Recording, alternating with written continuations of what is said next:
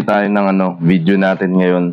Ang video natin tungkol sa engine oil.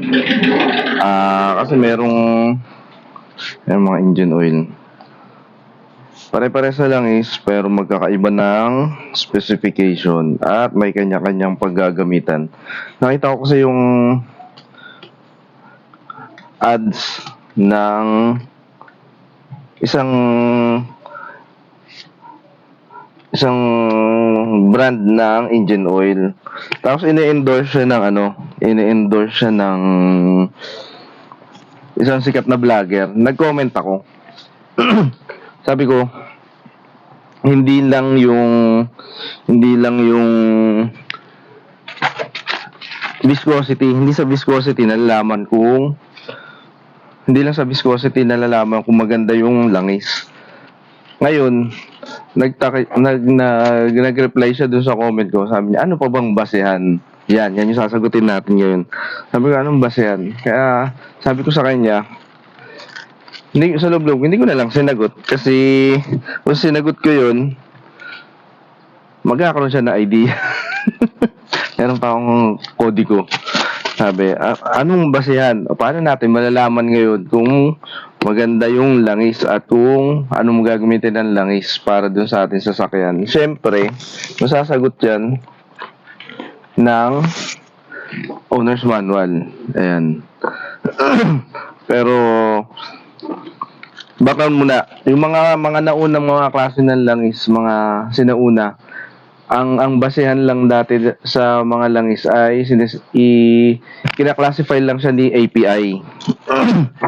Pero kung ikaw yung mga naunang klaseng mga may sasakyan, ang kasabihan dati, lahat ng langis pare-pares lang yan, mineral base o kaya fully synthetic. Sabi pa nung iba, huwag kang mag-fully synthetic kasi masama sa makina yan, magkakaroon ng sludge yan. Ayan, yung sludge, meron kami ngayon na 2024 na Vios, yung dual VVTi. Kilalang issue nun, yung engine oil, ay yung sludge, nag-oil sludge sa makina. ang kasabihan nun, o kaya payo, huwag kang pare-pares lang yan, basta palitan mo, mineral o kaya fully synthetic, pare-pares lang yan. Noon yun. Pero ngayon, dahil nag-evolve na yung ating mga makina sa sasakyan, merong strict emission standard, Euro 4 compliant, yan, maaarte yan, masisailan yan sa langis. Ngayon, nung una, ang mga nagka-classify lang yan, yung API. Ano nga ba yung API? Yan, mabasahin na. API ay American Petroleum Institute. May mga links na may API donut. Ito, makikita nyo yan. Ito. API donut. Nakalagay dyan, API, tapos anong grade niya, API grade, SP. Yan yung pinakabago. Tapos ito yung viscosity niya. 5W30. Pero ngayon, habang nagiging madaming kailangan ay lumitaw naman tong si ILSAC.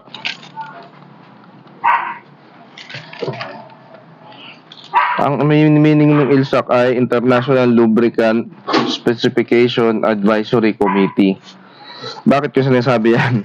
Kasi yung mga Euro 4 compliant na mga makina katulad ng nasa Vios, yung dual VVTi, sabi niya, kailangan mo gamitin ay yung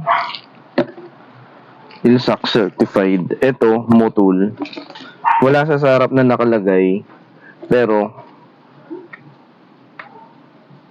ayan, may ILSAC. Ayan, grading siya na GF6A. Ngayon, yung tanong natin, paano malalaman kung ano yung magandang langis? May titignan natin dito sa owner's manual. Yung specification, siyempre, magandang langis dapat nakabagay dun sa paggagamitan mo. Ang sabi dyan, Sa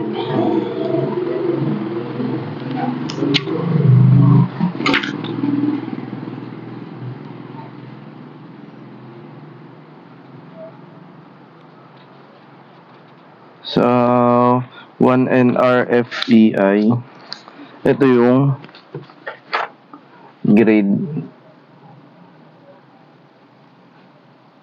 na gagamitin mo. Pinakamakapal ay 10W30. Tapos, dapat ang API grade niya ay SL, SM, o SN. Tapos, meron din siyang ILSAC certification. Yun. Kaya yun dun sa nagsasabing dapat ganito, dapat ganito. Ito dapat yung gagamitin natin. Nakalagay din siya, ayan. Dapat may API service na SN. Tapos, yan. Pero, sa API naman grading, mas maganda kung mas latest yung gagamitin nyo na grade. Kaya, dun pumapasok ito.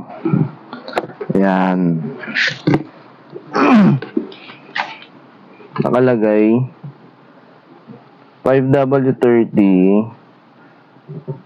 tapos API SP SN plus, tapos ayan na, ILSAC GF6A. Bakit kailangan na merong ganito na attachment? Sabi, pwede ko bang gamitin yung 5W30 na API SP lang? Walang ganito. Hindi pwede yun. Kasi, kapag ILSAC certified siya, kasama siya dun sa mga low SAPs na oil. Ano ibig sabihin ng low SAPs? Ang SAP ay ibig sabihin niya yung sulfated ash, phosphorus, and sulfur. Ang gamit niya para hindi magbara yung DPF, GPF, diesel particulate filter o kaya yung gasoline particulate filter at yung ating catalytic converter. Na yun yung nagiging dahilan bakit nagkaka-oil sludge kapag ginamitan mo si Euro 4 compliant ng langis na hindi ILSAC certified, katulad ng etong dalawa. Ito ILSAC certified siya. Ito. Pero yung langis ni Toyota na 5W30, nakagamit ako nun, ang mahal pa, 2.7 ang isang galon. Ang bilis nasunog nun langis kasi mas madami siyang sulfated ash. Para saan ba sulfated ash? Mataas ang sulfur content ng langis na ginagamit sa mga lumang makina kasi lubrication siya. Pero sa mga modern engine, siya yung nagiging dahilan kung bakit nagpuputik yung yung langis natin sa loob, nasusunog siya. Tapos pag hindi mo agad pinalitan, kadalasan tamad magpalit. Yun. Extended oil change oil interval, nagre-result na gagawa ang asfalto sa loob ng makina mo. Kaya, yung sinasabi kong para malaman nyo kung anong magandang langis para sa sasakyan nyo, titignan nyo yung manual. Tapos, kadalasan ng Euro 4 engine, nag-require ng merong ganito. Yan. Ano naman yung para sa diesel? Para sa diesel, ito yung dati kong gamit. Ano siya? CI4 10W40.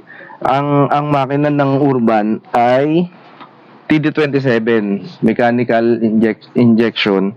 Walang kahit anumang sensor kasi hindi pa siya Euro 4 compliant, hindi katulad ng mga CRDI. Ngayon, kailangan niya ng medyo mataas na sulfur content para mag-lubricate nung kanyang mga nasa laman loob. Ngayon, Sa ano nga pala, yung nagko-control nung nag-grade nung kung sa mga low SAPS oil, dalawa sila. Yung isa yung Ilsac na US based siya. Meron naman yung ASEA. Ito. Ayan. Yan. Ang ASEA naman, na-form siya sa Europe, mga European automobile manufacturers ang gumawa nun para maklasify sa tatlo yung mga langis na gagamitin ng mga sasakyan sa Europe. Meron siyang 3 group, A, B, C. Yung AB, tsaka B4, ito siya. Ayan.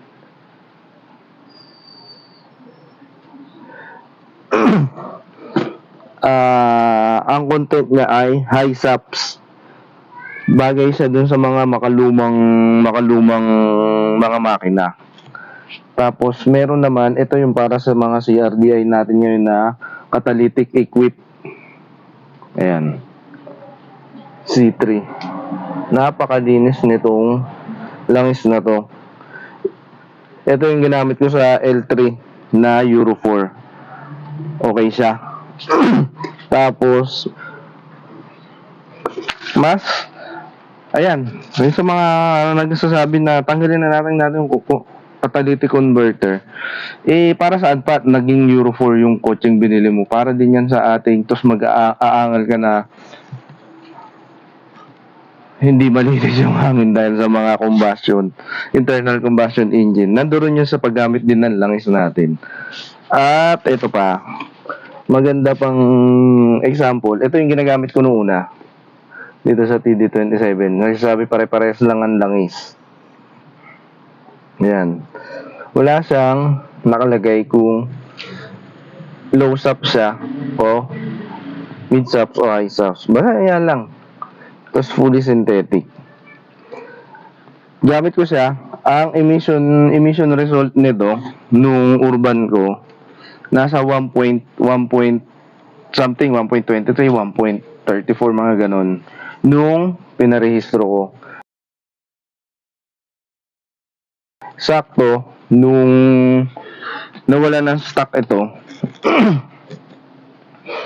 Naghanap ako sa online. Ito yung nakita ko. Sulit yung presyo nito. At naghanap ako nung A3 B4 kasi hindi mo pwedeng lagyan ng C3 yung mechanical old diesel kasi masisira. Pangit tumakbo. Kaya ito ang nilagay ko. Ang naging result niya, same setup, same filter, air filter, same interval din ng change oil, tapos same din na gamit na diesel premium. Ang naging result ng emission niya ay less than 1, mga 0.43 ata. Ilalagay ko yung picture nung result ng emission. So yun ang gagamitin natin para sa gasoline, para sa nagsasabi kung anong magandang langis. Wala akong sinasabing kung anong magandang brand, pero ang titignan nyo ay yung specification na recommended sa owner's manual ng inyong sasakyan.